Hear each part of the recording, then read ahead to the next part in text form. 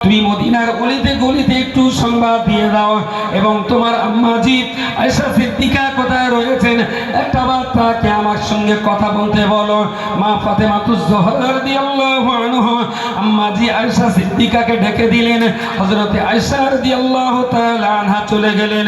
নবী আমার কানের কাছে মুখ দিয়ে বললেন, ওগো আয়েশা বলো বলো, কয়েকদিন পূর্বে দেশের একজন ব্যক্তি আমাকে একটা সোনা দিয়ে গিয়েছিলেন, এক টুকরো সোনা তিনি আমায় দিয়েছিলেন।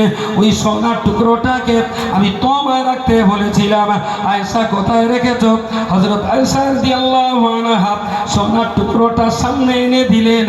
নবী আমার আলীকে বললেন, ও বাবা আলী, মদিনার অলিতে গলিতে সংবাদ দিয়ে দাও, মদিনার যে সমস্ত ব্যক্তিদের খাওয়া হয় না, যাদের পয়সার অভাবে ঘর বাড়ি বাঁধার কষ্ট আছে, যাদের অর্থের অভাবে মেয়ের বিবাহ দিতে পারে না, যারা টাকার অভাবে রোগ যন্ত্রণায় কষ্ট পাচ্ছে, ওষুধ কিনতে পারে না, এমন অসহায় গরিব মানুষ কয়েকজনকে খবর দাও। হযরত আলী বললেন, কেন কি ব্যাপার?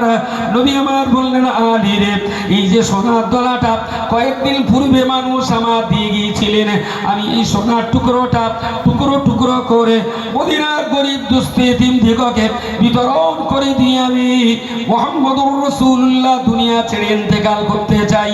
আমি দুনিয়া থেকে বিদায় নেব, অথচ আমার ঘরে সোনা থাকবে, এমন অবস্থায় আমি মুহাম্মদ ইন্তেকাল করতে পারি না। আলীকে বললেন, খবর দাও। আলী বললেন, ইয়া রাসূলুল্লাহ, আপনি অসুস্থ, এই অবস্থায় কঠিন কষ্টের ভিতরে আপনি সময় কাটাচ্ছেন, এই কাজটা পরে আমরা করে দেব।